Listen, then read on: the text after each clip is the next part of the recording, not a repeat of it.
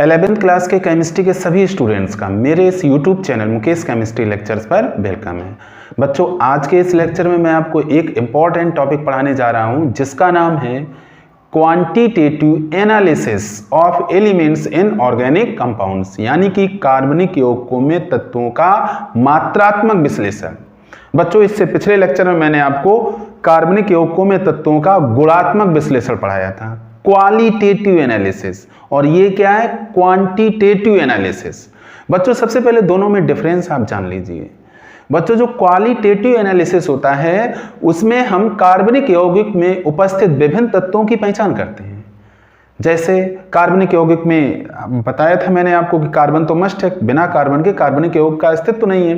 तो कार्बन की पहचान करना, हाइड्रोजन की पहचान करना, नाइट्रोजन की पहचान करना, सल्फर की पहचान करना, हैलोजन की पहचान करना, फास्फोरस की पहचान करना, इन सब तत्वों की कार्बनिक यौगिक में हम कैसे पहचान करेंगे कि ये तत्व कार्बनिक यौगिक में उपस्थित हैं या नहीं। इन सब बातों का एनालिसिस क्वालिटेटिव एनालिसिस कहलाता है। क्या कहलाता है बच्चों? Qualitative analysis. तो बच्चों, आज हम क्वालिटेटिव एनालिसिस की बात ना करके क्वांटिटेटिव एनालिसिस की बात करने जा रहे हैं। तो क्वांटिटेटिव एनालिसिस का सीधा संबंध होता है एस्टिमेशन से, आकलन से। किसके आकलन से बच्चों? जो कार्बनिक यौगिक में तत्व उपस्थित हैं उन तत्वों के आकलन से सीधा संबंध है क्वांटिटेटिव एनालिसिस का, यानी कि मात्रात्मक विश्लेषण का। अब बच्चों, ये आकलन किस तरह का करते हैं? हम कार्बनिक यौगिक में जो तत्व उपस्थित हैं उनका आकलन किस तरह से करते हैं, इसके बारे में थोड़ा जान लो। बच्चों, यहां पर जो आकलन होता है वो मात्रात्मक आकलन होता है, और मात्रात्मक आकलन प्रतिशतता में करते हैं, परसेंटेज में करते हैं। इसको अगर हम कहें तो हम ये कहेंगे कि कार्बनिक यौगिक में उपस्थित विभिन्न तत्वों की मात्राओं का प्रतिशतता में आकलन करना मात्रात्मक विश्लेषण कहलाता है, यानी क्वांटिटेटिव एनालिसिस कहलाता है। कुल मिलाकर के कार्बनिक यौगिक में जो तत्व उपस्थित है उस तत्व की मात्रा कैलकुलेट करना, एस्टीमेट करना, किसमें? परसेंटेज में, प्रतिशतता में। ये पूरी प्रोसेस कहलाती है क्वांटिटेटिव एनालिसिस। तो बच्चों, अब आपके दिमाग में ये बात धीरे धीरे इंटर कर रही होगी कि हम क्वांटिटेटिव एनालिसिस में कार्बनिक यौगिक में उपस्थित तत्व की मात्रा का आकलन करेंगे, और वो भी आकलन प्रतिशतता में करेंगे, यानी कि जो हम एस्टिमेशन करेंगे, एस्टिमेशन मींस आकलन, वो परसेंटेज में करेंगे। अब बच्चों, कार्बनिक यौगिक में जो तत्व उपस्थित है उसकी मात्रा का जो आकलन प्रतिशतता में करना है वो किस तरह से करा जाएगा, उसके लिए कौन सा फार्मूला यूज किया जाएगा, ये अलग अलग साइंटिस्टों ने फार्मूले दिए हैं, फार्मूले ड्राइव किए हैं, अलग अलग मेथड से फार्मूले ड्राइव किए हैं। जैसे आपको क्वालिटेटिव एनालिसिस में मैंने आपको कार्बन और हाइड्रोजन की जो पहचान है वो एक साथ बताई थी। तो आकलन भी एक ही विधि के द्वारा यहां किया जाता है, एक ही विधि के द्वारा आकलन किया जाता है, यानी कार्बन और हाइड्रोजन का जो आकलन है वो एक ही मेथड से होता है, लेकिन फार्मूले अलग अलग होते हैं। और वो मेथड है लीबिक की दहन विधि। साइंटिस्ट लीबिक थे, उन्हीं के नाम पर इस मेथड का नाम है लीबिक की दहन विधि। लीबिक की दहन विधि से जब हम कार्बन और हाइड्रोजन का आकलन करते हैं तो उसमें फाइनली हमें दो फार्मूले मिलते हैं। एक फार्मूले से हम कार्बन का परसेंटेज निकालते हैं और एक फार्मूले से हम हाइड्रोजन का परसेंटेज निकालते हैं। बच्चों, आपके स्टैंडर्ड में केवल इनकी परसेंटेज कैलकुलेट करना ही है। ये फार्मूलों का डेरिवेशन कैसे हुआ है, फार्मूले कहां से आए हैं, किस मेथड, तो मैंने आपको बता दी कि इसमें मेथड होती है लीबिक की दहन विधि। लीबिक की दहन विधि होती है इसमें। लेकिन अब उस विधि से ये फार्मूले कैसे ड्राइव किए जाएंगे, ये आप जब आप आगे की क्लासों में जाएंगे, जब आप कंपटीशन की प्रिपरेशन करेंगे, वहां आपको बताया जाएगा। यहाँ पर केवल फार्मूला और फार्मूले पे बेस्ड न्यूमेरिकल आंकिक प्रश्न आपको सॉल्व करना मैं सिखाऊंगा, यही आपके स्टैंडर्ड में है।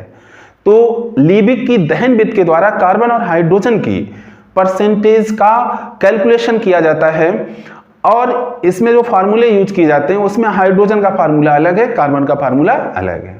बच्चों, मेरे पीछे आप बोर्ड पे इन फार्मूलों को देख पा रहे होंगे। अभी मैं इनको समझाता हूं, इसके बाद आप इसको नोट कर लेंगे, आप इसका स्क्रीनशॉट ले लेंगे। बच्चों जो हाइड्रोजन की परसेंटेज निकालते हैं तो उसके लिए गुणांक आप याद रखेंगे 2/18।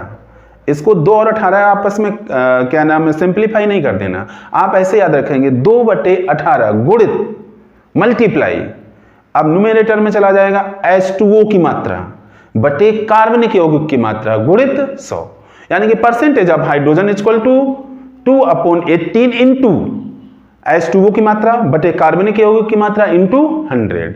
ये फार्मूला यूज करेंगे तो आपको परसेंटेज ऑफ हाइड्रोजन मिल जाएगा। परसेंटेज ऑफ कार्बन के लिए आप फार्मूला यूज करेंगे, एक गुणांक याद रखेंगे 12/44 12/44 12/44 गुणित, अब न्यूमरेटर में जाएगा CO2, हाइड्रोजन में H2O गया था, इसमें जाएगा CO2 के फॉर्म में कार्बन मिलता है, ऊपर लिखेंगे CO2 की मात्रा बटे कार्बनिक यौगिक की मात्रा इंटू 100। ये दो फार्मूले यूज करेंगे। इन दोनों फार्मूलों से हम कार्बन और हाइड्रोजन की जो परसेंटेज फाइंड आउट करना है वो आसानी से आ जाता है। क्या है बच्चों formula? Percentage of carbon equal to 2/18 into H2O की मात्रा बटे कार्बनिक यौगिक की मात्रा इंटू 100, और percentage of carbon equal to 12/44 गुणित CO2 की मात्रा बटे कार्बनिक यौगिक की मात्रा गुणित 100। इन दोनों फार्मूलों को आपको लर्न कर लेना है और इन्हीं फार्मूलों पे अभी हम न्यूमेरिकल प्रॉब्लम्स सॉल्व कराएंगे जिसकी आपको प्रैक्टिस करनी है। अब बच्चों कार्बन और हाइड्रोजन के बाद इस कार्बनिक यौगिक का एक महत्वपूर्ण तत्व आता है, एलिमेंट आता है नाइट्रोजन। अब देखिए बच्चों नाइट्रोजन की जो प्रतिशतता कैलकुलेट की जाती है, जो परसेंटेज कैलकुलेट किया जाता है, उसके लिए दो मेथड दी गई हैं। एक साइंटिस्ट ड्यूमा के द्वारा दी गई और एक साइंटिस्ट कैल्डाल के द्वारा दी गई। बच्चों कैल्डाल को जेल्डाल नाम से भी संबोधित किया जाता है। कहीं कहीं बुक में कैल्डाल लिखा है, कहीं कहीं पे जेल्डाल लिखा है। जहाँ जेल्डाल लिखा है वहाँ के साइलेंट कर दिया गया है, तो आप जान लें कैल्डाल और जेल्डाल मीन्स एक ही मेथड है। तो ड्यूमा पहली मेथड, ड्यूमा की विधि के द्वारा जब इसका आकलन करते हैं। एक चीज और बच्चों यहाँ ध्यान रखने वाली बात है, बच्चे मिस्टेक कर जाते हैं, जब परसेंटेज ऑफ नाइट्रोजन कैलकुलेट करते हैं तो फार्मूले में 100 से मल्टीप्लाई कर देते हैं। इन दोनों ही फार्मूलों में, चाहे वो ड्यूमा प्रोसेस हो, ड्यूमा मेथड हो या कैल्डाल मेथड हो, दोनों ही फार्मूलों में आपको 100 का यूज नहीं करना है। 100 का यूज बिल्कुल नहीं करना है। जो ड्यूमा मेथड का फार्मूला है वो ये कहता है percentage of nitrogen equal to 1/8 गुणित N2 का NTP पर आयतन, नाइट्रोजन का NTP पर आयतन बटे कार्बनिक यौगिक की मात्रा। 100 नहीं करना है, भूल कर भी 100 नहीं करना है। और जब कैल्डाल विधि में आते हैं तो लिखते हैं percentage of nitrogen equal to, यहां एक गुणांक ध्यान रखना है 14/10 इंटू, न्यूमरेटर में ले जाएंगे NH3 को उदासीन करने के लिए प्रयुक्त NH2SO4 का आयतन। इसका मतलब है कि अमोनिया को उदासीन करने के लिए उस H2SO4 का आयतन जिसकी नॉर्मलता 1 है, यानी कि जो नॉर्मल विलयन है, वो आयतन यहां रखेंगे बटे कार्बनिक यौगिक की मात्रा। अब 100 नहीं करना, ये बात ध्यान में रखनी है। तो इन दोनों फार्मूलों का एप्लीकेशन अभी मैं आपको बताऊंगा, इसी वीडियो में बताऊंगा, वहां से आप क्लियर कर लीजिएगा। तो यहां क्या है, ड्यूमा मेथड कहती है percentage of nitrogen equal to 1/8 गुणित N2 का NTP पर आयतन। NTP से आप इंट्रोड्यूस होंगे। NTP का मतलब क्या होता है? Normal temperature and pressure. NTP का मतलब N means normal, T means temperature और P मीन्स प्रेशर, सामान्य ताप और दाब। नॉर्मल टेम्परेचर एंड प्रेशर मैंने लिखा है NTP, नॉर्मल टेम्परेचर प्रेशर। यहां टेम्परेचर कितना होता है बच्चों? टेम्परेचर कितना होता है? 2 से 73 केल्विन। और प्रेशर कितना होता है? 1 ATM। ATM मीन्स एटमॉस्फेरिक, वायुमंडल। तो इस बात को जहां NTP पे आ जाए वहां आप टेम्परेचर कैपिटल T 2 से 73 केल्विन कर देंगे और P इक्वल टू 1 ATM कर देंगे। ये आपको पता होगा, जिन बच्चों को नहीं पता है वो जान लें। और दूसरा फार्मूला जो कहता है ड्यूमा कैल्डाल वाला, ये कहता है 14/10 गुणित NH3 को उदासीन करने के लिए प्रयुक्त NH2SO4, यानी कि आपको H2SO4 का वो आयतन निकालना है जिसकी नॉर्मलता 1 होगी और जो NH3 को उदासीन कर रहा है बटे कार्बनिक यौगिक की मात्रा। अभी वही बात आ जाती है, अभी मैं आपको जब न्यूमेरिकल प्रॉब्लम बताऊंगा तो आप इसका यूज करना आसानी से समझ जाएंगे। इसके बाद बच्चों सल्फर का आकलन करना होता है। तो सल्फर के आकलन के लिए कैरियस मेथड है।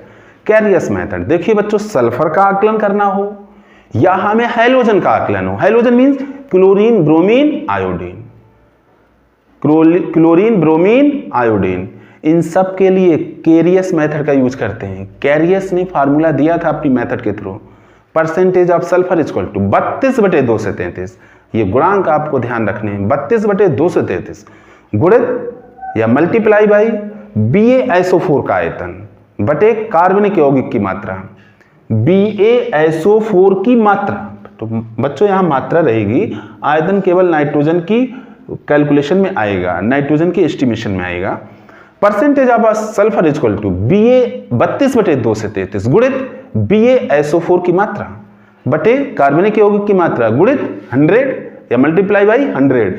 तो वही बात आप बार बार मैं आपको इंडिकेट कर रहा हूं, केवल नाइट्रोजन में आपको 100 से फार्मूले में मल्टीप्लाई नहीं करना है, अन्य जितने भी फार्मूले हैं उनमें 100 से फार्मूले को मल्टीप्लाई करना होता है। तो बच्चों इसे आप नोट कर लें, इसका स्क्रीनशॉट ले लें, इसके बाद आगे की मेथड के फार्मूले मैं आपको डिस्कस करने जा रहा हूं।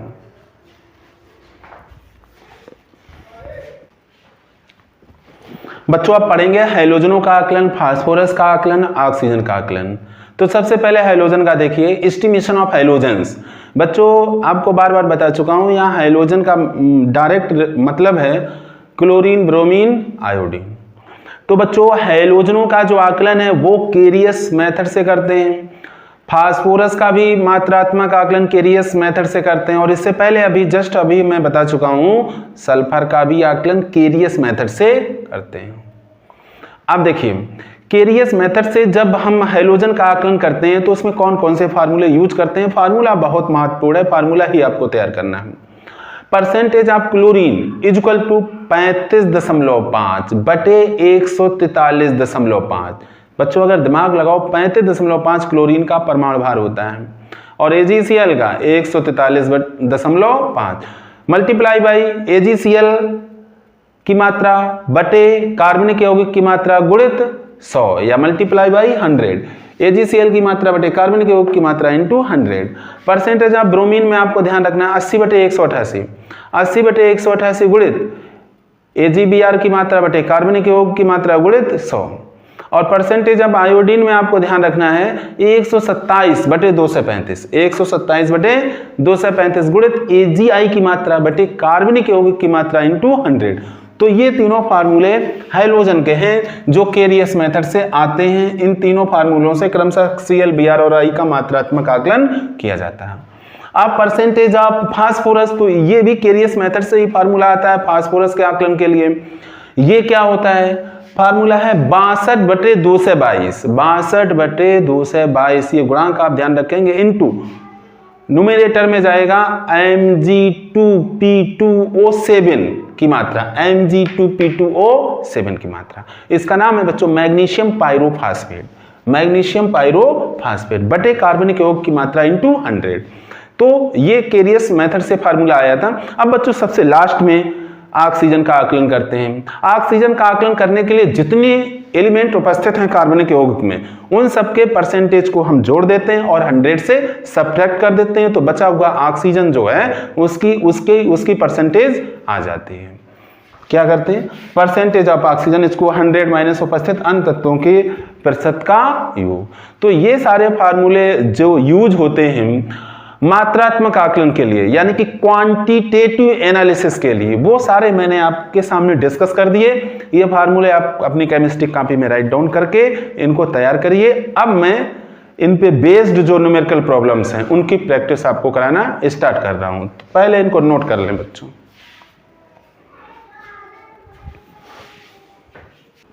बच्चों आपके सामने मैंने ये क्वेश्चन राइट डाउन कर रखा है, इसे अभी सॉल्व करेंगे। बच्चों देखते हैं क्वेश्चन क्या है। 0.1980 ग्राम कार्बनिक पदार्थ के दहन करने पर 0.3960 ग्राम CO2 तथा 0.1620 ग्राम H2O प्राप्त हुआ। यौगिक में कार्बन व हाइड्रोजन की प्रतिशत मात्रा ज्ञात कीजिए। तो आपके दिमाग में तुरंत फार्मूला स्ट्राइक करना चाहिए, परसेंटेज ऑफ हाइड्रोजन और परसेंटेज ऑफ कार्बन वाला। पहले देखते हैं, सबसे पहले बच्चों क्वेश्चन सॉल्व करते समय क्वेश्चन में जो भी वैल्यू दी गई है उसको डिटरमिन करिए और उसको राइट डाउन करिए, और इसके बाद देखिए इसमें पूछ क्या रहा है। तो यहाँ इसको हम करने वाले हैं सॉल्व। क्या दिया हुआ है, गिवन में लिखेंगे, गिवन जो दिया हुआ है यहाँ वो गिवन में लिखेंगे। क्या दिया है, देखिए कार्बनिक पदार्थ कहें या कार्बनिक यौगिक कहें, बातें की हैं। कार्बनिक पदार्थ की मात्रा दी है। मैंने क्या कहा, पदार्थ कहें या यौगिक कहें, बातें की है। कितनी है, 0.1980 ग्राम। और क्या दिया है, CO2 की मात्रा दी है। CO2 की मात्रा दी है बच्चों 0.3960 ग्राम। और क्या दिया है बच्चों, और दिया है आपको H2O की मात्रा। H2O की मात्रा कितनी है, 0.1620 ग्राम। पूछा क्या है बच्चों आपसे, percentage of carbon and percentage of hydrogen. बहुत सिंपल क्वेश्चन है, आपने सबसे पहले नोट कर लिया क्वेश्चन में क्या क्या दिया हुआ है, ये भी पता कर लिया क्या हमें निकालना है, क्या हमें कैलकुलेट करना है। इसके बाद बारी आती है फार्मूले की। फार्मूले भी आपको मैं बता चुका हूँ, आपको ध्यान होगा। देखिए सबसे पहले परसेंटेज ऑफ कार्बन जो पूछा है पहले वो लिखो। फार्मूला क्या है, 12/44, 12/44 गुणित क्या होता था, CO2 की मात्रा, CO2 की मात्रा बटे कार्बनिक, क्या लिखते थे बच्चों, कार्बनिक यौगिक की मात्रा, और मल्टीप्लाई किसका करना है, 100 का। वैल्यू पुटअप करेंगे बच्चों, 12/44। पूरा खेल अब कैलकुलेशन का है। CO2 कितना है, 0.3960। कार्बनिक यौगिक है, कार्बनिक पदार्थ कितना है, 0.1980 इंटू 100। कैलकुलेशन स्टार्ट करते हैं बच्चों। यहाँ 0.4 अंक के बाद है, यहाँ 4 अंक के बाद है, दशमलव से दशमलव हट गया। इसके बाद इसका 0, इस 0 से कैंसिल कर दिया। अभी आप देख रहे हैं कि ये भी 2 से कट जाएगा, ये भी 2 से कट जाएगा। और अगर आप थोड़ा दिमाग रखें तो 9 का टेबल इसमें भी जाएगा, इसमें भी जाएगा। 9 दूनी 18, 9 दूनी 18, 9 चौको 36, 9 चौको 36, 44 से कम 44, 44 से कम 44, 2 छंग 12, 2 एकम 2, 2 एकम 2। कुल मिला के ऊपर क्या है, 6 इंटू 100, और यहाँ क्या बचा, 11। क्या हुआ बच्चों, 600/11, 600/11। डिवीजन करिए, 11 का डिवीजन करोगे 600 में, क्या आएगा, 11 पचे 55, 5 बचा, 0 आया, 50, 11 चौको 44, 6 बचा। फिर क्या करोगे, 1 दशमलव यहाँ, 1 दशमलव यहाँ, दशमलव के बाद 0 हम नीचे ला सकते हैं, 0 नीचे लाए, 60 हुआ। फिर 11 पचे 55, फिर 5 आया, फिर अगला 0 नीचे लाए, 50 हुआ, फिर 11 चौको 44। यानी कि हमारा आ रहा है percentage of carbon equal to 54.54। तो परसेंटेज ऑफ कार्बन आसानी से कैलकुलेट कर लिया आपने। अब इसके बाद परसेंटेज ऑफ हाइड्रोजन, फार्मूले में वैल्यू पुटअप करेंगे। फार्मूला क्या था, 2/18 गुणित क्या था, H2O की मात्रा, अपोन में क्या था, कार्बनिक यौगिक की मात्रा। फार्मूला बार बार लिखा करिए जिससे कि याद हो जाए। कार्बनिक यौगिक की मात्रा, और इसमें मल्टीप्लाई कर देंगे 100 का। वैल्यू पुटअप करेंगे बच्चों, क्या होगी, 2/18 H2O 0.1620, 0.1620। कार्बनिक यौगिक की मात्रा, 0.1980 इंटू 100। यहाँ तक समझ में आ रहा होगा आपको। अब सिर्फ और सिर्फ मुझे करनी है कैलकुलेशन। 4 अंक बाद दशमलव ऊपर, 4 अंक बाद नीचे, दशमलव से दशमलव कैंसिल, 0 से 0 कैंसिल। जिसका इसमें टेबल जा रहा हो, जिससे ये कट रहा हो, उससे इसको काट दो। चलो 2 से देखते हैं। 2 नेम 18, 2 नेम 18, 2 अट्ठे 16, 2 एकम 2।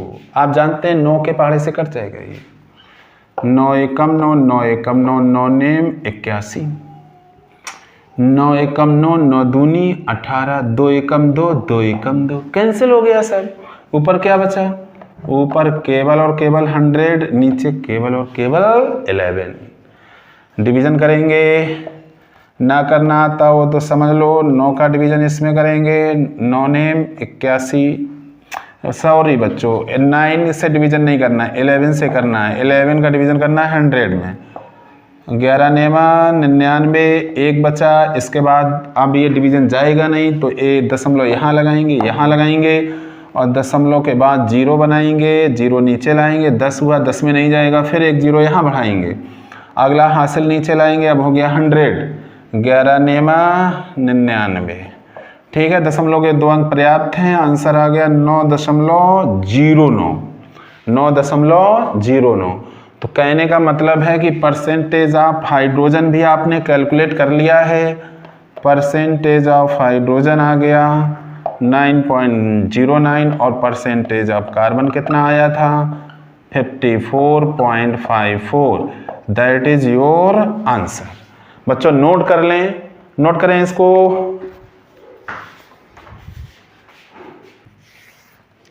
तो बच्चों आप इन क्वेश्चनों को सॉल्व करेंगे अपनी कॉपी में।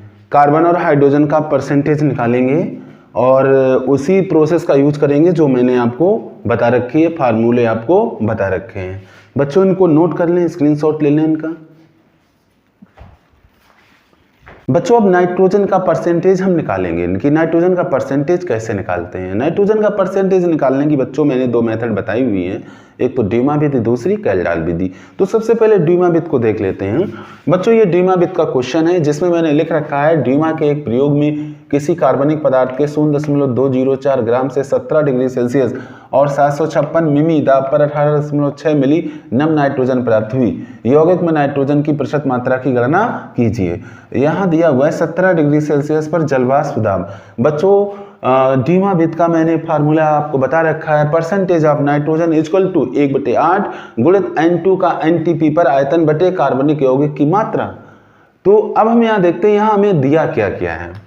देखिए बच्चों गिवन, हम इसको सॉल्व कर रहे हैं बच्चों, सॉल्यूशन है। तो गिवन क्या क्या दिया हुआ है? कार्बनिक पदार्थ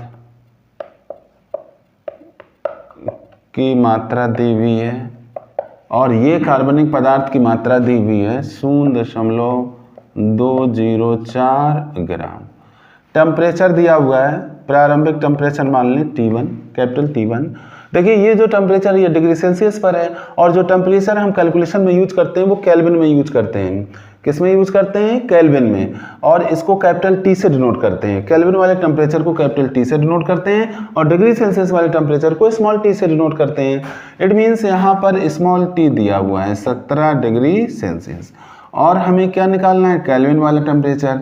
तो केल्विन वाला टेम्परेचर स्मॉल t में 2 से 73 जुड़ने पर आ जाता है। कितना जोड़ते हैं? 2 से 73 और ये हो जाता है केल्विन में। इट मीन्स एक फार्मूला है K equal to C plus 2 से 73, यानी कि अगर डिग्री सेल्सियस को केल्विन में चेंज करना है तो उसमें 2 से 73 हम जोड़ देते हैं। तो यहाँ पर जो भी टेम्परेचर यूज किया जाएगा कैलकुलेशन में वो केल्विन में यूज किया जाएगा। तो प्रारंभिक टेम्परेचर इसमें दिया हुआ है 17 डिग्री सेल्सियस, यानी कि T1 इक्वल टू 17 प्लस 2 से 73 इक्वल टू कितना हो गया? 290 केल्विन। अब यहाँ पे बात आती है प्रेशर की। प्रेशर को P से, कैपिटल P से डिनोट करेंगे। प्रारंभिक दाब इसमें 756 mm दिया है, लेकिन बच्चों उसमें जलवाष्प का दाब भी शामिल है। तो प्रारंभिक दाब निकालने के लिए हम क्या करेंगे कि जलवाष्प का दाब दिए गए दाब से घटा देंगे, यानी कि 756 mm जो दाब दिया है इससे क्या घटाएंगे? जलवाष्प का दाब। यहाँ लिख देंगे माइनस जलवाष्प का दाब।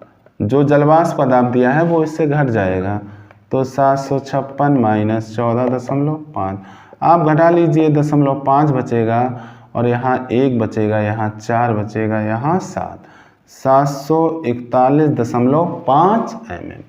अब इसके बाद यहाँ आयतन देखो, प्रारंभिक आयतन कितना है, V1 बराबर 18.6 ml, ये दिया हुआ है। अब बच्चों जो ये तो इनिशियल कंडीशन हो गई जो क्वेश्चन में दी हुई है, हम बात करते हैं एनटीपी की। तो एनटीपी वाली कंडीशंस को हम कंडीशन नंबर 2 मान लेंगे और उस कंडीशन पर हमें वॉल्यूम जो है वो हम यहाँ फाइंड आउट करेंगे।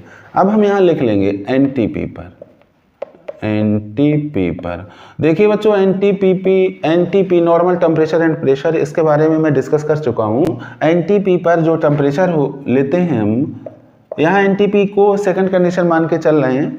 यहाँ टेम्परेचर जो लेते हैं वो 273 केल्विन और जो प्रेशर लिया जाता है वो 760 mm। ये बच्चों मैं आपको बता चुका हूँ, ये डाटा आप ध्यान रखेंगे। और एनटीपी पर टेम्परेचर हमेशा 273 केल्विन और प्रेशर हमेशा 760 mm यूज करेंगे। एनटीपी पर जो वॉल्यूम है नाइट्रोजन का वो हमें कैलकुलेट करना है। तो एनटीपी पर जो वॉल्यूम है उसको V2 मान लेंगे और इसको कैलकुलेट करेंगे। यानी कि जो हमें डाटा दिया होता है, जिस टेम्परेचर पर डाटा दिया है उसको हम इनिशियल डाटा मानते हैं और एनटीपी पर जो डाटा होता है उसको हम सेकेंडरी मानते हैं, उसमें 2 सफिक्स लगा देते हैं। अब बच्चों, अब आपके सामने एक पिक्चर क्लियर हो गई होगी कि हमें P1 V1 T1 दिया है और P2 V2 T2 में से V2 नहीं पता है और ये V2 हम कैलकुलेट करेंगे। इसके लिए बच्चों ध्यान रखेंगे, एक होता है आदर्श गैस समीकरण, इसको ध्यान रखेंगे, आदर्श गैस समीकरण। ये बच्चों क्या होता है, आपने पढ़ रखा होगा, आदर्श गैस समीकरण होता है PV = nRT, PV = nRT। लेकिन इस समीकरण को जब 2 पदों में यूज करते हैं तो ये हो जाता है P1 V1/T1 = P2 V2/T2। ये 2 पदों में आदर्श गैस समीकरण है, इसको आप लिख लेंगे और ध्यान में रखेंगे। इसी आदर्श गैस समीकरण का हम यूज करते हुए V2 की वैल्यू यहाँ पर डिटरमिन करने वाले हैं, इसको आप नोट कर लीजिए कहीं। अब इसके बाद आगे हम कैलकुलेशन स्टार्ट करते हैं, इसे मैं साफ कर रहा हूं। अब यहां लिखेंगे आदर्श गैस समीकरण से, या लिखेंगे P1 V1/T1 बराबर P2 V2/T2 से। अब बच्चों यहाँ हमें केवल V2 कैलकुलेट करना है, तो V2 की वैल्यू यहाँ से डिटरमिन करो, क्रॉस मल्टीप्लाई करेंगे, P1 V1 × T2 = P2 V2। यही वैल्यू पुटअप मत कर दीजिएगा, नहीं तो काफ़ी आपको वर्क करना पड़ेगा, बार बार चीज़ों को लिखना पड़ेगा। अब यहाँ देखो V2 हमें निकालना है, तो V2 को हम लिख देंगे P2 V2 T1 = P1 V1 T2, यानी कि V2 जो आएगा वो आएगा P1 V1 T2 बटे P2 × V2, P2 × T1, V2 नहीं, P2 × T1। अब वैल्यू पुटअप करिए आप, ठीक, क्या आएगा P2, क्या आएगा बच्चों यहाँ V2 = P1 V1, तो P1 741.5, 741.5, V1 18.6, T2 273, 273, P2 760, T1 290, 290।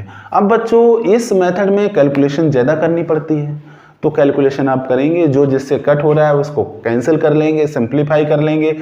Last में क्या करेंगे, जो न्यूमरेटर में जो नंबर लिखे हैं उनका आपस में मल्टीप्लाई करेंगे, जो डिनोमिनेटर में नंबर लिखे हैं उनको आपस में मल्टीप्लाई कर देंगे। न्यूमरेटर यानी कि अंश को हर से भाग दे देंगे, जितना आएगा वो नंबर हम यहाँ पर नोट कर लेंगे, वही V2 होगा, वही V2 होगा। और ये बच्चों आता है 17.08 ml। आप कर लेंगे, एक्स्ट्रा टाइम यूज हो रहा है यहाँ पर, आप कर लेंगे तो V2 निकल आएगा यहाँ से। अब इसके बाद ये V2 क्या है, ये नाइट्रोजन का एनटीपी पर आयतन है। किसका, नाइट्रोजन का। क्या है ये, N2 का NTP पर आयतन है ये। आप फार्मूला क्या यूज करते हो यहाँ पर, percentage of nitrogen equal to 1/8 गुणित N2 का NTP पर आयतन बटे कार्बनिक यौगिक की मात्रा, कार्बनिक यौगिक की मात्रा। अब यहाँ देखिए बच्चों 1/8 N2 का NTP पर आयतन जो आपने अभी कैलकुलेट कर रखा है 17.08 बटे कार्बनिक यौगिक की मात्रा। कार्बनिक यौगिक की मात्रा ये रखी हुई है 0.204 ग्राम। अब हमें क्या करना है, गुणा करना है और भाग देना है। 17.08 यहाँ 8 से गुणा करो, 8 चौको 32 और 8 दूनी 16, तो यहाँ 6, यहाँ 1 और 3 अंक बाद दशमलव। केवल हम इसके 2 अंक लेंगे, ऊपर है 17.08 और नीचे 1.63, 2 को हटा देंगे। 2 अंक बाद दशमलव ऊपर है, 2 अंक बाद दशमलव नीचे है। अब हमारा आ गया 1708 बटे 163। अब इसका भाग दे देंगे बच्चों, 163 का भाग देना है 1708। एक बार बच्चों जाएगा भाग, यहाँ 7 बचा, यहाँ से 8 आया। अब भाग नहीं जाएगा, यहाँ 0 बनाया। इसके बाद क्या करेंगे, यहाँ दशमलव, यहाँ दशमलव, फिर 1 0 नीचे लाएंगे, 780 हुआ। अब इसके बाद 16 16 चौको 64, 4 बार भाग जाएगा, 4 तियाँ 12, 1 हाथ से लगा, 4 छंग 24, 1 25, 4 4 2 6, यहाँ 8 आया और यहाँ बच्चों 7 रह गया, यहाँ 2 आ गया और यहाँ से 1 आ गया। अगला 0 फिर नीचे लाएंगे, फिर कैलकुलेशन करेंगे, 16 7 112 या 16 8 128, तो 8 बार नहीं जाएगा। इससे भाग दे करके चेक करेंगे तो लगभग ये 7 बार जाएगा। यानी कि हमारा जो परसेंटेज ऑफ नाइट्रोजन आ रहा है वो आएगा 10.47। यही हो जाएगा आंसर, 10.47। तो बच्चों प्रोसेस आप समझ लीजिए, बाद बाकी आपको कैलकुलेशन ही करनी है। प्रोसेस में क्या है, यहाँ जो नया फार्मूला यूज हो रहा है वो आदर्श गैस समीकरण का यूज हो रहा है और इसमें P1 V1 T1 P2 V2 T2 की वैल्यू हम किस तरह से रखते हैं वो आपको समझनी है। NTP पर टेम्परेचर हमेशा 273 केल्विन, चूंकि NTP पर टेम्परेचर 273 केल्विन होता है और प्रेशर 760 mm होता है। बाद बाकी जलवाष्प का दाब दिए गए दाब से घट जाता है और जो टेम्परेचर होता है वो सेल्सियस में होता है। केल्विन बदलने के लिए उसमें 273 जोड़ देते हैं। बच्चों इसे नोट कर लें, आप नोट करें इसको या स्क्रीनशॉट लें। बच्चों इन दोनों क्वेश्चनों को आप सॉल्व करेंगे। ये द्विमावित के दोनों क्वेश्चन हैं और देखेंगे क्या दिक्कत आपको आती है। वैसे बच्चों इसमें कोई दिक्कत नहीं आती है, बस इसमें जो कैलकुलेशन है वो थोड़ी लेंदी हो जाती है, तो कैलकुलेशन आप कर लेंगे। बाद बाकी प्रोसेस सिंपल है, आपने अभी देखी ही थी। बच्चों नोट करें इनको। अब बच्चों इस क्वेश्चन को देखेंगे, ये कैल्डाल-विथ का क्वेश्चन है। कैल्डाल-विथ से हमें नाइट्रोजन का परसेंटेज कैलकुलेट करना है। बच्चों क्वेश्चन क्या है, 0.35 ग्राम कार्बनिक पदार्थ का कैल्डाल-विथ से विश्लेषण किया गया। विश्लेषण से उत्पन्न अमोनिया को 100 ml N/10 H2SO4 में शोषित किया गया। बचे हुए अम्ल को उदासीन करने के लिए 30 ml N/10 NaOH की आवश्यकता हुई। यौगिक में नाइट्रोजन की प्रतिशत मात्रा ज्ञात कीजिए। अब बच्चों देखते हैं क्वेश्चन की सीक्वेंस क्या बनती है। सबसे पहले देखो इसको, देखो सॉल्व करते हैं इसको।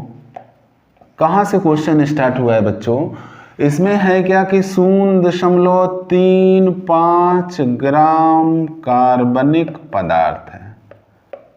0.35 ग्राम कार्बनिक पदार्थ है। इसका कैल्डाल-विथ से विश्लेषण किया गया तो क्या हुआ, इसमें अमोनिया उत्पन्न हुई। क्या उत्पन्न हुई, अमोनिया, NH3 उत्पन्न हुई। NH3 का क्या किया गया, NH3 को शोषित किया गया, किसमें शोषित किया गया, 100 ml N/10 H2SO4 बिलियन में। इसके बाद देखिए NH3 क्या, NH3 की प्रकृति क्षारीय होती है, तो ये कुछ H2SO4 को समाप्त कर देगा, कुछ H2SO4 को समाप्त कर देगा। क्यों? न्यूट्रल होने के लिए। इसके बावजूद भी उसने कहा कुछ H2SO4 बच जाता है, जिसको उदासीन करने के लिए हमें किसकी जरूरत पड़ रही है, 30 ml N/10 NaOH की। अब बच्चों ये पूरी प्रोसेस आप समझिए, ये सब डाटा इसलिए दिया गया है ताकि आप NH3 को उदासीन करने में कितना H2SO4 प्रयुक्त हो रहा है इसकी कैलकुलेशन कर पाएं, और उस H2SO4 की नॉर्मलता कितनी होनी चाहिए बच्चों, 1 होनी चाहिए। यानी कि हमें क्या निकालना है, NH3 को उदासीन करने में प्रयुक्त NH2SO4 का आयतन। अब यहाँ क्या है, NH3 क्या है, NH3 एक क्षार है, इसको डाल दिया गया H2SO4 में, अम्ल में डाल दिया गया, तो NH3 चूंकि क्षार है और इसको अम्ल में मिलाया गया है, तो ये कुछ अम्ल अपने आप को न्यूट्रल करने के लिए समाप्त कर देगा।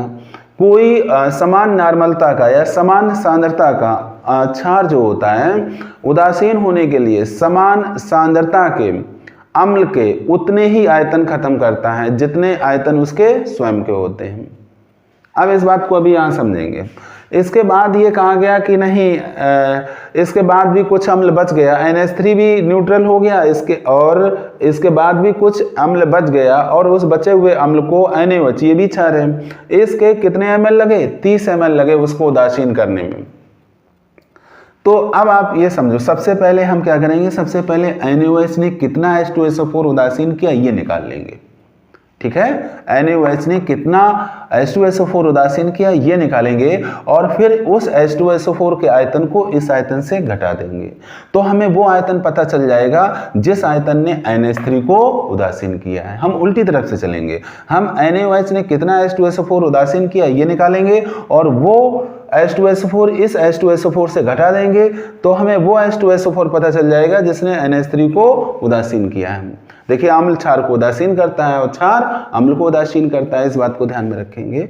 तो यहीं से चलेंगे, हमारे पास क्या है, 30 ml N/10 NaOH है, हमारे पास है 30 ml N/10 NaOH। अब बच्चों सबसे पहले इसकी नॉर्मलता 1 करेंगे, चूंकि जो फार्मूला है उसमें H2SO4 की नॉर्मलता 1 है। बच्चों नॉर्मलता 1 करने के लिए आपको ट्रिक बताते हैं, आप नॉर्मलता का आयतन में गुणा कर देंगे, नॉर्मलता का आयतन में गुणा कर देंगे।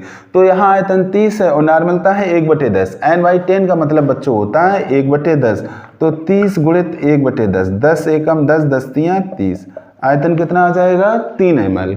कब, जब नॉर्मलता 1 होगी, तो हम इसको लिखेंगे equal 3 ml NaOH। 30 ml N/10 NaOH को हम कैसे लिख सकते हैं, 3 ml NaOH में, यहाँ NaOH की मैंने नॉर्मलता 1 कर दी, यहाँ NaOH की नॉर्मलता 1/10 थी, तब आयतन था 30 ml। तो आपको ये बात समझ में आई, नॉर्मलता का आप किस में गुणा कर देंगे, आयतन में, और नॉर्मलता लिख देंगे 1, n का मतलब नॉर्मलता 1 है। अब बच्चों यहाँ ध्यान दीजिए, कोई भी क्षार जो होता है वो समान सांद्रता के अम्ल के अपने आयतन के बराबर आयतन को उदासीन करता है। कहने का मतलब ये है कि यहाँ 3 ml NaOH उदासीन करेगा, या मैं 3 लाइनें बना रहा हूं, इसका मतलब ये समतुल्य है, किसके समतुल्य है, 3 ml NH2SO4 के।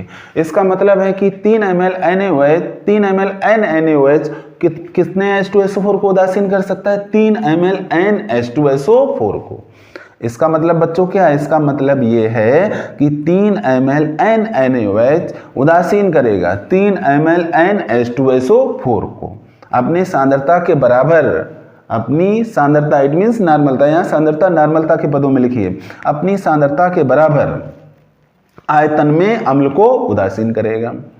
ठीक, अब यहाँ पर एक चीज और आप देखिए कि यहाँ पर आखिर H2SO4 दिया कितना था, दिया कितना गया था, देखिए बच्चों, हमारे पास H2SO4 है 100 ml n/10 H2SO4। जब इसका हम आयतन नॉर्मलता 1 करेंगे तो इसका इसमें गुणा करेंगे, 100 में 1/10 का गुणा करेंगे, आ जाएगा 10 ml NH2SO4। कितना आ जाएगा? 10 ml NH2SO4। कितना H2SO4 बचा था? NaOH ने जो उदासीन किया 3 ml NH2SO4।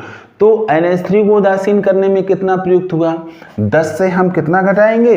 3 घटाएंगे। यहाँ लिखेंगे NH3 को उदासीन करने में प्रयुक्त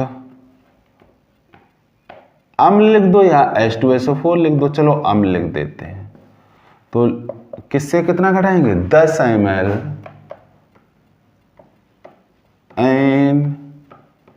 NH2SO4 माइनस 3 ml NH2SO4। तो 10 से जब 3 घटेगा कितना आ जाएगा? 7 ml NH2SO4। तो NH3 को उदासीन करने में प्रयुक्त H2SO4 जिसकी नॉर्मलता 1 है कितना है? 7 ml। अब हम निकालेंगे परसेंटेज ऑफ नाइट्रोजन। फार्मूला क्या है? 14/10। यहाँ क्या लिखते हैं? NH3 को उदासीन करने में प्रयुक्त NH2SO4 बटे कार्बनिक यौगिक की मात्रा बटे कार्बनिक यौगिक की मात्रा कितना हो जाएगा? 14/10। NH3 को उदासीन करने में प्रयुक्त NH2SO4 कितना है? 7। कार्बनिक यौगिक की मात्रा 0.35। अब सिर्फ आपको कैलकुलेशन करने को रह गई है, आसानी से कर लेंगे। 7 एकम 7, 7 पना 35, तो 0.05 आएगा। अब देखिए बच्चों, ऊपर क्या है? 14। 10 का इसमें गुणा हो जाएगा, ये हो जाएगा 0.5। अब दशमलव हटाएंगे तो 1 0 ऊपर बढ़ा देंगे। 5 दूना 10, 5 अट्ठे 40। परसेंटेज ऑफ नाइट्रोजन कितना आ गया आपका? परसेंटेज ऑफ नाइट्रोजन 28 आ गया। इसको आप नोट कर लेंगे। नोट करिए बच्चों, स्क्रीनशॉट लीजिए। इस क्वेश्चन को बच्चों सॉल्व करेंगे। क्वेश्चन क्या है? 1.216 ग्राम कार्बनिक यौगिक की कैल्डाल विष से क्रिया की गई। उत्पन्न अमोनिया को 100 ml NH2SO4 में शोषित किया गया। विलयन का आयतन 500 ml कर दिया गया। इसके बाद विलयन का आयतन हो गया 500 ml। इस 500 ml हो गया है। अब जब 500 ml हो गया, आयतन बढ़ गया, तो आयतन बढ़ने से क्या होगा? विलयन हो जाएगा तनु, पतला हो जाएगा। तनु विलयन के 20 ml को पूर्ण उदासीन करने के लिए 32 ml N/10 NaOH विलयन के लगे। यौगिक में नाइट्रोजन की प्रतिशत मात्रा ज्ञात कीजिए। तो इसमें थोड़ा ऐड कर दिया गया है कि विलयन तनु कर दिया गया, आयतन बढ़ा दिया गया, 500 ml कर दिया गया। तो इससे बहुत ज़्यादा कंफ्यूज नहीं होना है। हमें यहाँ पे जो क्लू दिया गया है कि 32 ml N/10 NaOH विलयन के लगे। किसको? तन विलयन के 20 ml को उदासीन करने के लिए। तो 20 ml को उदासीन करने के लिए इतना NaOH यूज हुआ। तो 1 ml के लिए और फिर 500 ml के लिए कितना NaOH लगा है उदासीन करने के लिए विलयन को, ये हम निकाल लेंगे। जितना लगा है वो NaOH कितने H2SO4 को उदासीन कर रहा है ये हमको पता चल जाएगा। और फिर इस H2SO4 के आयतन को इससे हम घटा देंगे तो NH3 को उदासीन करने में कितना H2SO4 यूज हो रहा है वो पता चल जाएगा। देखते हैं बच्चों इसमें क्या सीक्वेंस हमारी बन रही है। पहले इसको समझ लो स्टेप बाय स्टेप। हमारे पास कार्बनिक यौगिक है 1.216 ग्राम। क्या है? कार्बनिक पदार्थ। इतना कार्बनिक पदार्थ या कार्बनिक यौगिक बात एक ही है, कंफ्यूज्ड नहीं होना है। ठीक है। इसके बाद इसको क्या किया गया कैल्डाल विध से क्रिया की गई जिससे अमोनिया उत्पन्न हुई। क्या उत्पन्न हुई? NH3। फिर इसके बाद इस NH3 को शोषित किया गया 100 ml NH2SO4 में। तो बच्चों वही बात आती है कि NH3 ने क्या किया होगा? NH3 को उदासीन किया होगा। और NH3 ने कितने H2SO4 को उदासीन किया, या H2SO4 ने NH3 को उदासीन करने में अपने कितने ml यूज किए, ये हमें यहाँ कैलकुलेट करना होता है। और इसके लिए क्वेश्चन में दिया गया है कि इसके बाद विलयन का आयतन कर लिया गया 500 ml कर लिया गया। और इसके 20 ml को उदासीन करने के लिए, कितने ml को? 20 ml को उदासीन करने के लिए, कहाँ से? यहाँ से इसके 20 ml को उदासीन करने में कितने ml यूज हुए? 32 ml N/10 NaOH। तो इन क्वेश्चनों को हम नीचे से ही ऊपर की तरफ सोल्व करते हैं। तो 32 ml N/10 NaOH, 32 ml N/10 NaOH। सबसे पहले इसकी नॉर्मलता 1 करते हैं, तो नॉर्मलता का आयतन में गुणा करेंगे तो 32 में 1/10 का जब गुणा होगा तो आ जाएगा 3.2 ml NaOH। यानी कि 20 ml को जो NaOH उदासीन कर रहा है उसका आयतन 3.2 है, नॉर्मलता 1 है। अब हम यहाँ थोड़ा आगे कैलकुलेशन करेंगे, लिखेंगे 20 ml आयतन को उदासीन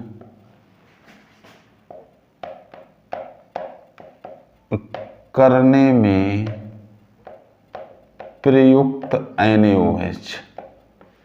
कितना NaOH प्रयुक्त हो रहा है? 3.2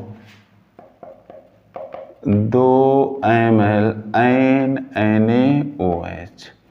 ठीक है, इसको चूंकि करके कर लेंगे,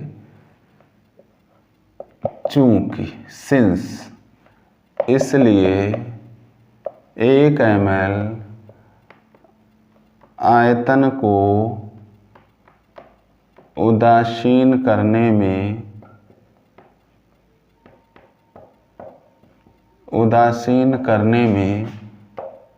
प्रयुक्त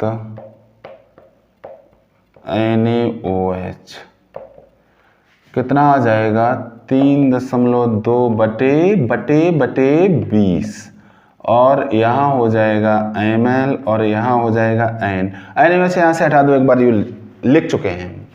तो 1 ml आयतन को उदासीन करने में प्रयुक्त NaOH आ गया 3.2/20 ml N। इसलिए आयतन हमारे पास है कितना? 500 ml। इसलिए 500 ml आयतन को उदासीन करने में प्रयुक्त NaOH कितना आएगा? देखिए बच्चों, 3.2/20 और इसमें गुणा हो जाएगा 500, यहाँ ml, यहाँ N। ठीक, कैलकुलेशन करेंगे आप 20, तो इस 0 से ये 0 कैंसिल हो गया, 2 और ये 50 को काटेंगे, 25 बार कटेगा। गुणा कर लेते हैं, 25 दूना 50, 5 हाथ से लगा, 25 तिया 75 और 5 80, आ गया हमारे पास 80.0 ml N। इस बात को ध्यान में रखेंगे कि जो 500 ml आयतन था उसको उदासीन करने में कितना NaOH यूज हुआ है? 80 ml N। तो यानी कि 80 ml N NaOH किसके समतुल्य होगा? 3 लाइनों का मतलब समतुल्य। किसके समतुल्य होगा? 80 ml NH2SO4 के समतुल्य होगा। यानी कि 80 ml N NaOH कितना H2SO4 खत्म करेगा? 80 ml N H2SO4 समाप्त कर देगा। तो देखिए इतना NaOH ने H2SO4 समाप्त किया। तो अब जो इसमें यूज हो चुका था, जिसने NH3 को उदासीन किया था, वो हम कैसे कैलकुलेट करेंगे? टोटल जो आयतन H2SO4 का है उससे इतना हम सब्ट्रैक्ट कर देंगे। देखिए लिखेंगे NH3 को उदासीन करने में प्रयुक्त अम्ल। कैसे पता चलेगा? 100 ml NH2SO4 minus 80 ml NH2SO4। 100 से 80 घटेगा, कितना आएगा? 20 ml NH2SO4। तो NH3 को उदासीन करने में जो NH2SO4 यूज हो रहा है उसका आयतन है 20 ml। अब formula percentage of nitrogen 14/10 NH3 को उदासीन करने में प्रयुक्त NH2SO4 का आयतन गुणित 20 बटे कार्बनिक यौगिक की मात्रा 1.216। 1.216। कैलकुलेशन करेंगे, 10 से कम 10, 10 दूना 20, 2 से इसको कैंसिल कर लेंगे, 2 छंग 12, 0, 2 अट्ठे 16। फिर 2 के पाले से इसको कट करेंगे, 2 से 14, 0.304। यानी कि हमारे पास जो आया है वो है 7/0.304। अब क्या काम करेंगे? दशमलव हटाएंगे तो ऊपर बढ़ेंगे 3 0, यानी कि 7000/304। इसका आप इसमें करेंगे डिवीजन, भाग दे देंगे, जितना आएगा उतना हो गया इसका आंसर। तो ये काम आप स्वयं कर लेंगे। अब बच्चों इसको नोट कर लो, नोट करो या स्क्रीनशॉट लो इसका। बच्चों ये दोनों क्वेश्चन कैलडालविद के हैं, इन दोनों क्वेश्चनों को आप सॉल्व करेंगे। इनके आंसर मैंने राइट डाउन कर दिए हैं, आंसरों को मैच कराएंगे। बच्चों इन क्वेश्चनों को सॉल्व करने से पहले जो क्वेश्चन मैंने कराए हुए हैं कैलडाल मेथड के, पहले उनको करेंगे ताकि आपको मेथड की प्रैक्टिस हो जाए। इसके बाद इनको करेंगे, आपको क्वेश्चन आ जाएंगे। नोट कर लें बच्चों, इसका स्क्रीनशॉट ले लें। बच्चों अब कार्बनिक यौगिकों में अन्य तत्व जिनमें सल्फर, क्लोरीन, ब्रोमीन, आयोडीन और फास्फोरस शामिल हैं, इनकी प्रतिशत मात्राओं की गणना कैसे करते हैं वो मैं आपको बताने जा रहा हूं। बच्चों इन तत्वों की प्रतिशत मात्राओं की कैलकुलेशन बहुत ही आसान है। आपको जो फार्मूला मैंने बताया है उसी फार्मूले में आपको वैल्यू पुटअप करनी है, कैलकुलेशन करनी है, रिजल्ट आ जाएगा। जैसे पहला क्वेश्चन मैंने राइट डाउन कर रखा है, 0.32 ग्राम कार्बनिक यौगिक को सांद्र नाइट्रिक अम्ल तथा बेरियम क्लोराइड के साथ गर्म करने पर 0.932 ग्राम बेरियम सल्फेट प्राप्त हुआ। दिए गए यौगिक में सल्फर की प्रतिशत मात्रा ज्ञात कीजिए। आपको फार्मूला पता होना चाहिए, percentage of sulphur equal to 32/233 गुणित क्या होता है बच्चों? बेरियम सल्फेट की मात्रा, ऊपर क्या होता है? बेरियम सल्फेट की मात्रा बटे कार्बनिक यौगिक की मात्रा गुणित 100। ये फार्मूला आप यूज करते हैं। तो यहां पर आप ध्यान से देखो, कार्बनिक यौगिक की मात्रा दी है 0.32, बेरियम सल्फेट की मात्रा दी है 0.932। आपको करना क्या? आपको केवल वैल्यू पुटअप करके कैलकुलेशन करना है। बेरियम सल्फेट की 0.932, कार्बनिक यौगिक की 0.32 इंटू 100 कैलकुलेशन करेंगे, आंसर आएगा आपका। इसी तरह से अगला क्वेश्चन देखिए, एक कार्बनिक पदार्थ के 0.1315 ग्राम को नाइट्रिक अम्ल में सिल्वर नाइट्रेट के साथ कैरियस भट्टी में गर्म करने से 0.4730 ग्राम सिल्वर क्लोराइड प्राप्त हुआ। यौगिक में क्लोरीन की प्रतिशत मात्रा की गणना कीजिए। आपको देखना है कि निकालना क्या है, आपको परसेंटेज ऑफ क्लोरीन निकालनी है। इसका फार्मूला आपको मैं बता चुका हूं, 35.5/143.5 गुणित AgCl की मात्रा बटे कार्बनिक यौगिक की मात्रा गुणित 100। तो बच्चों आपको जो भी इसमें लैंग्वेज लिखी है उस लैंग्वेज के बारे में बहुत ज़्यादा डिस्टर्ब नहीं होना है। आपको अपना रिजल्ट देखना है कि आपको निकालना क्या है। जो निकालना है क्या, उसके लिए AgCl की मात्रा यहाँ दी हुई है, निश्चित तौर पे दी है 0.4730 ग्राम सिल्वर क्लोराइड, ये AgCl की मात्रा है। और कार्बनिक यौगिक की मात्रा 0.1315 है। इसको रखेंगे, कैलकुलेशन करेंगे, आंसर आएगा। अन्य जो इसमें लैंग्वेज लिखी है उससे आपको डिस्टर्ब बिल्कुल नहीं होना है, आपको अपने रिजल्ट पे ही फोकस करना है। अगला क्वेश्चन देखो, किसी कार्बनिक यौगिक के 0.2810 ग्राम से 0.5640 ग्राम सिल्वर ब्रोमाइड प्राप्त हुआ है। Silver bromide means AgBr। यौगिक में ब्रोमीन की प्रतिशत मात्रा की गणना कीजिए। तो ब्रोमीन की प्रतिशत मात्रा पूछ रहा है, तो परसेंटेज ऑफ ब्रोमीन फार्मूला क्या बताया, 80/188 गुणित AgBr की मात्रा बटे कार्बनिक यौगिक की मात्रा गुणित 100। इसमें AgBr भी दिया है और कार्बनिक यौगिक भी दिया है, कार्बनिक यौगिक की मात्रा भी दी है। वैल्यू पुटअप करेंगे, कैलकुलेशन करेंगे, आंसर आएगा बिल्कुल इसी पैटर्न में। 0.56 ग्राम कार्बनिक पदार्थ से 0.589 ग्राम सिल्वर आयोडाइड प्राप्त हुआ। पदार्थ में आयोडीन की प्रतिशत मात्रा की गणना कीजिए। तो आयोडीन का परसेंटेज निकालने का फार्मूला 127/235 AgI की मात्रा बटे कार्बनिक यौगिक की मात्रा गुणित 100 सब दिया, इसमें वैल्यू पुटअप करेंगे, आंसर आएगा।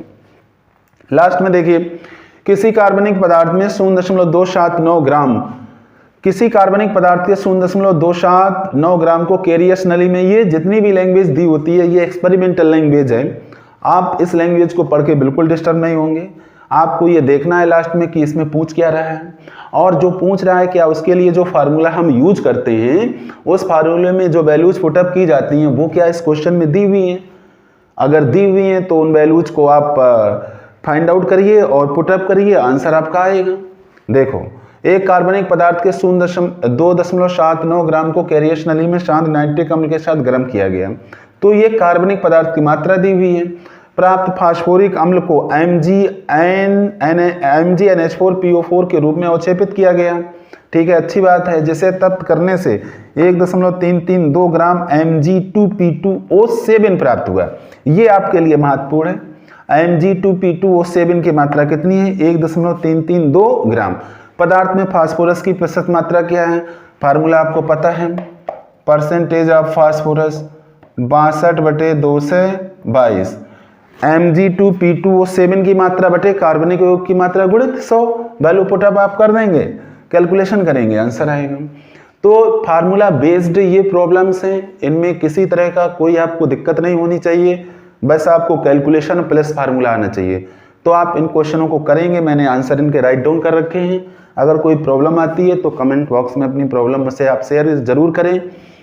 अब बच्चों, ये मात्रात्मक विश्लेषण यहीं से समाप्त होता है। इस लेक्चर को अब यहीं से समाप्त करते हैं। उम्मीद है कि आपको लेक्चर पसंद आया होगा।